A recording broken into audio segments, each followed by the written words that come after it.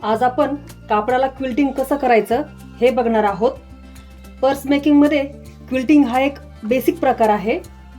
आपल्या चॅनलवर purse making मधल्या इतरही बेसिक गोष्टींचे व्हिडिओज आहेत, ते तुम्ही नक्की पहा। तर आज मी तुम्हाला दोन प्रकारे क्विल्टिंग करून दाखवणार आहे। म्हणजे असं हे नॉन वूवनच्या अस्तरवरही क्विल्टिंग करून दाखवणार आहे आणि साधं कॉटनच्या अस्तरवरही क्विल्टिंग करणार आहोत आपण। तर नवीन शिकणाऱ्यांसाठी हा व्हिडिओ खूप उपयोगी असणार आहे, तेव्हा व्हिडिओ शेवटपर्यंत पहा आणि चॅनलवर जर नवीनच असाल तर चॅनलला सबस्क्राइब नक्की करा। चला तर व्हिडिओला सुरुवात करूयात। या क्विल्टिंगसाठी मी हा एक मेन फॅब्रिकचा तुकडा घेतलेला आहे। यामध्ये हा स्पंज घेतलेला आहे। हा स्पंज 4 mm जाडीचा आहे। या स्पंजची जाडी mm मध्ये मोजली जाते आणि हा स्पंज 4, 5, 6 इतक्या जाडीचा असू शकतो। हे एक नॉन वूवनचा अस्तर घेतलेला आहे। आता हा मेन फॅब्रिकचा कपडा तुम्ही ज्या मापाचा घेतला आहे त्यापेक्षा हा स्पंज आणि हे अस्तर नेहमी चारही बाजूंनी अर्धा इंच जास्त घ्यायचं। म्हणजे काय होतं की क्विल्टिंग करताना कापड सरकू शकतं किंवा स्पंजही कमी जास्त पडू शकतो, म्हणून हा स्पंज आणि अस्तर नेहमी जास्त घ्यायचं। तर सुरुवातीला आपण हे तीनही तुकडे एकसारखे करून घेऊयात।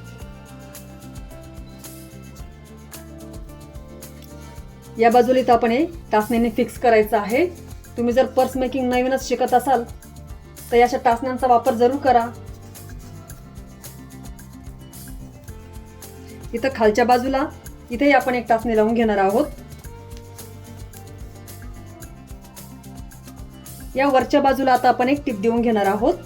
क्विल्टिंग करताना नेहमी 5 नंबरची टिप ठेवायची आहे।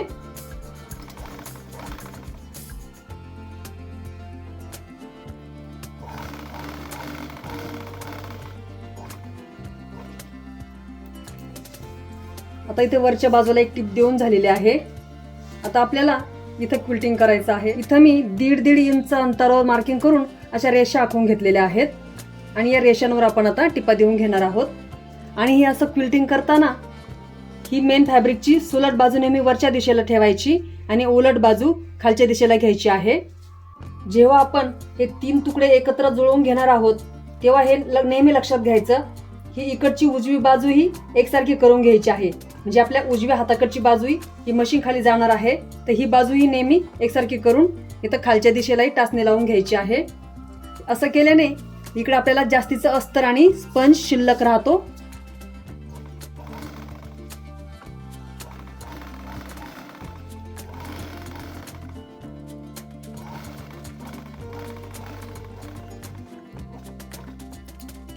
आता या बाजूची टिप देऊन झाल्यानंतर नेहमी जिथून टिप द्यायला सुरुवात केली त्या बाजूपासूनच या आखलेल्या रेषेवर टिप द्यायची आहे।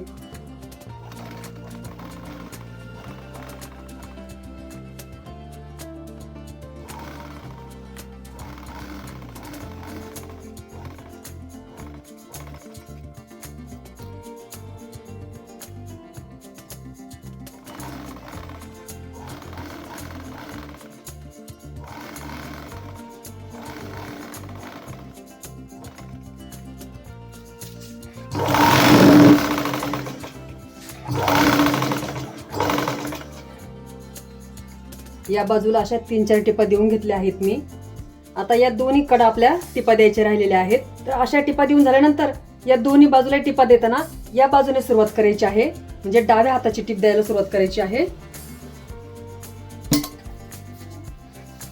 इकडचं हे कापड असं फोल्ड करून मशीन मध्ये गुंडाळून घ्यायचं आहे आणि हा कापडाचा भाग असा हाताने सरळ करायचा आहे।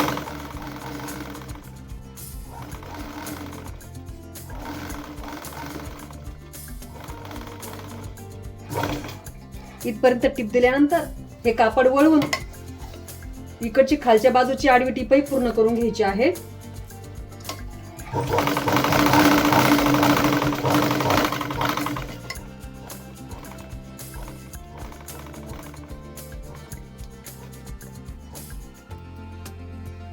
या प्रकारे आपण हे मेन फॅब्रिकला क्विल्टिंग केलेलं आहे।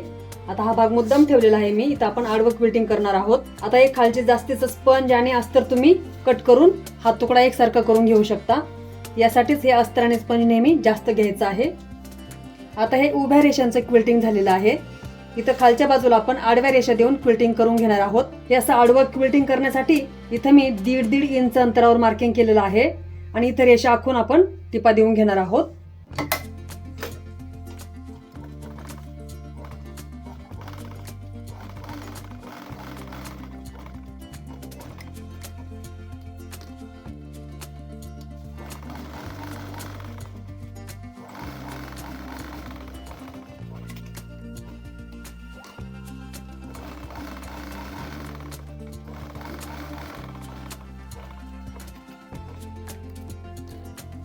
हे बघू शकता तुम्ही, या अशा आडव्या रेषा दिल्या त्याला आडवं क्विल्टिंग म्हणायचं. इथे मी पुढचं डिझाईन दाखवण्यासाठी या टिपा पूर्ण करून घेतल्या आहेत आणि इथे पहा छान असे बॉक्स तयार झाले आहेत.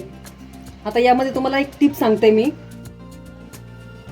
असं क्विल्टिंग करताना कमीत कमी 1 इंचाचे बॉक्स बनवायचे आणि जास्तीत जास्त तुम्ही 2 ते 3 किंवा त्यापेक्षा जास्त इंचाचे बॉक्स बनवू शकता, पण कमीत कमी 1 इंचाचा बॉक्स ठेवायचा आहे.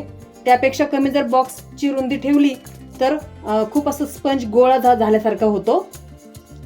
तर या बाजूला आपण डायमंड शेपचं किंवा शंकरपाळी आकाराचं क्विल्टिंग करणार आहोत.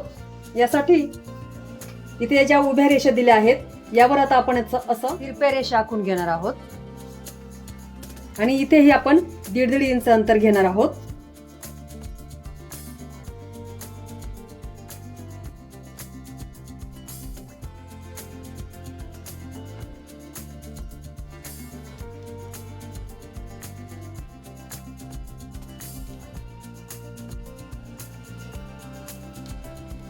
या वरच्या कॉर्नर पासून आपण शिवायला सुरुवात करणार आहोत.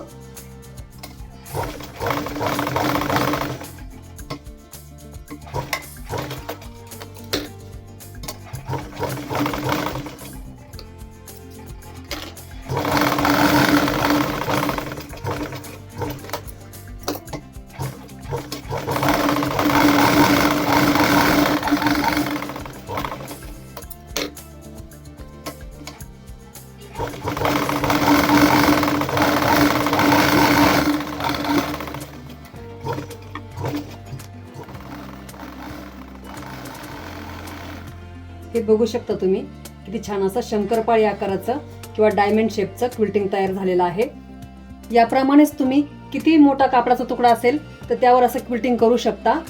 आणि तुम्ही जर नवीनच क्विल्टिंग करायला शिकत असाल तर सुरुवातीला तुम्ही या 4ही बाजू आधी हाताने शिवून घेऊ शकता. आधी आपण इथं नॉन-वनच्या अस्तरचा वापर केला होता. आता तुम्हाला मी या कॉटनच्या अस्तरवर क्विल्टिंग करून दाखवणार आहे. यासाठी मी मेन फॅब्रिकचा तुकडा घेतलेला आहे. मेन फॅब्रिक म्हणजे ज्या कापडाची आपल्याला पर्स बनवायची आहे तो सर्वात वरती ठेवायचा आहे आणि याची सुलट बाजू वरच्या दिशेला घ्यायची आहे आणि उलट बाजू खालच्या दिशेला घ्यायची आहे. मध्ये हा स्पंज ठेवायचा आणि त्याखाली हे अस्तर ठेवायचं आहे. आता हे अस्तर प्लेन आहे त्यामुळे याची उलट सुलट बाजूचा काही प्रश्न येत नाही, परंतु या अस्तरला जर उलट आणि सुलट बाजू असेल तर या अस्तरची उलट बाजू आतल्या दिशेला घ्यायची आहे आणि सुलट बाजू खालच्या दिशेला ठेवायची आहे. आणि या मेन फॅब्रिकच्या वरच्या बाजूला आपण टिपा देऊन घेणार आहोत. त्याआधी या तिन्ही तुकड्यांना एकत्रित असं जुळवून घ्यायचं आहे आणि मगाशी प्रमाणेच आपल्या उजव्या हाताला ह्या दोन्ही कडा एकसारख्या करून इथं टाचण्याने फिक्स करायचं आहे.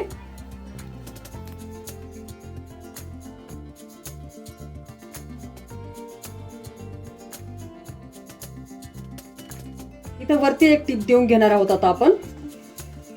आणि ही वरची टीप देताना वरती अगदी 1 सेंटीमीटर जागा सोडायची आहे, म्हणजे अगदी कडेला टीप द्यायची आहे.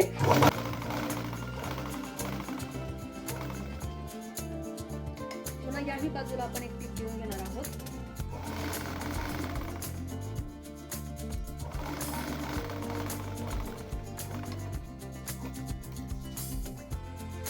आता इथे तुम्ही या कॉटनच्या अस्तरावर अशा उभ्या टिपा देऊ शकता किंवा आडव्या टिपा देऊन या 4ही बाजू बंद करू शकता.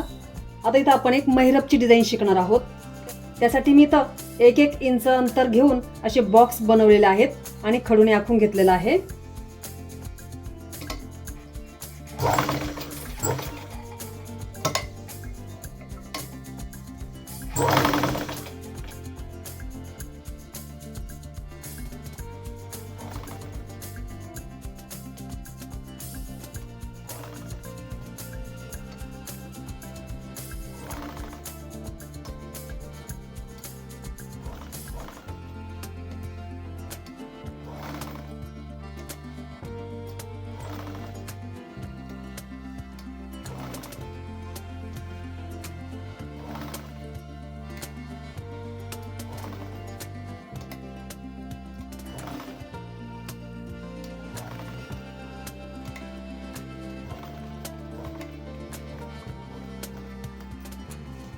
आता ही टीप दिल्यानंतर याच्या समोरच जर टीप मारली तर अजून एक डिझाईन तयार होईल इथं.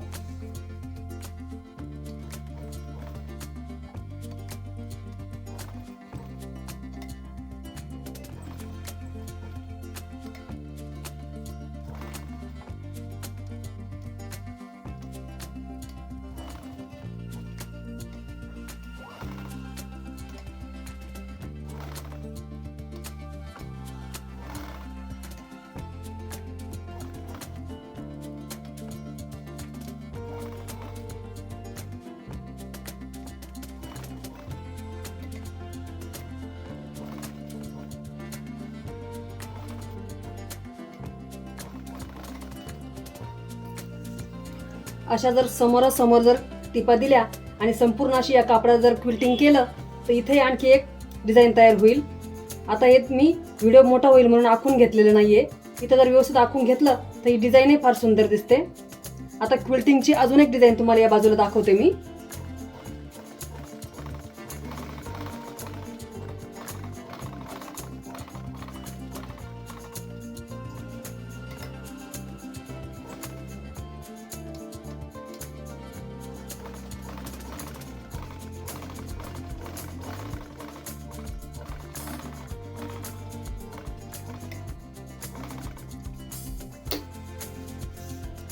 बघू शकता तुम्ही याची महिरप आकाराची तुम्ही डिझाईन करू शकता क्विल्टिंग म्हणून.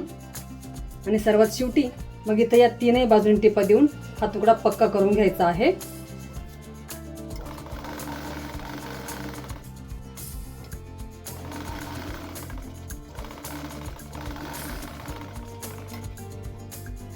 हे असं कॉटनच्या अस्तरवर क्विल्टिंग करताना मी हा स्पंज आणि अस्तर अर्धा इंच जास्तच घेतलं होतं या चारही बाजूंनी. आता हे जास्तीचं कापड आणि दोरे कट करून हा तुकडा एकसारखा करून घ्यायचा. नवीन शिकणाऱ्यांसाठी तुम्हाला यामध्ये मी एक टिप सांगते. समजा तुमची ही टिप चुकली किंवा तिरपी आली आणि ही तुम्हाला उसवायची आहे तर काय करायचं की या फॅब्रिकच्या वरच्या बाजूचे हे धागे कट करायचे असते. आणि हे काम अगदी हळूवार करायचं आहे कारण की तुम्ही हे जर दोरे जोरात ओढले तर हा स्पंज फाटण्याची शक्यता असते. तर असं मध्ये मध्ये ही टिप उसवायची आहे वरच्या बाजूने.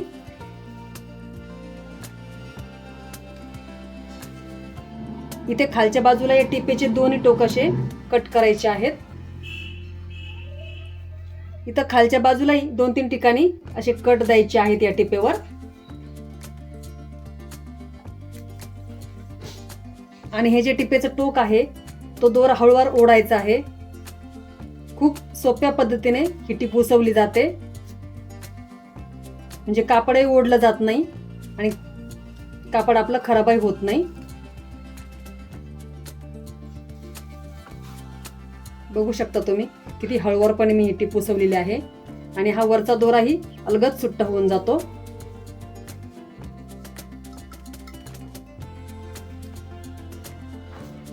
तर कापडासारखी ही टिप कधी जोरजोरात ओढून उसवायची नाहीये. तर याच प्रकारे तुम्ही यातल्या काही टिप्स वापरून कापडाला जर क्विल्टिंग केलं तर यापेक्षाही तुम्ही मोठमोठ्या कापडांना क्विल्टिंग करू शकता. पर्स शिकताना सुरुवातीला तुम्ही जुन्या कापडांवर असं याची प्रॅक्टिस करा. सुरुवातीला तुम्ही कापडांवर अशा रेषा आखूनच त्यावर टिपा द्या म्हणजे टिपा अगदी सरळ येतील. आणि सरावाने तुम्हाला नंतर या रेषाही आखायची गरज पडणार नाही. जसजशी तुमची प्रॅक्टिस होईल तसं तुम्ही हे क्विल्टिंग खूप चांगल्या प्रकारे करू शकता. तर आजचा व्हिडिओ तुम्हाला थोडा जरी उपयोगी वाटला असेल तर आपल्या या व्हिडिओला लाईक करा. तुम्ही लाईक केल्यामुळं यूट्यूब माझे व्हिडिओ इतरांसमोर आणतं. आणि हा व्हिडिओ जास्तीत जास्त ग्रुप्समध्ये शेअर करा. चॅनलवर जर नवीनच असाल तर चॅनलला लगेच सबस्क्राईब करा. आणि शेजारी जी बेल आयकॉनची घंटी आहे त्यावरही प्रेस करा म्हणजे माझे येणारे नवीन व्हिडिओज सर्वात आधी तुमच्यापर्यंत पोहोचतील. धन्यवाद.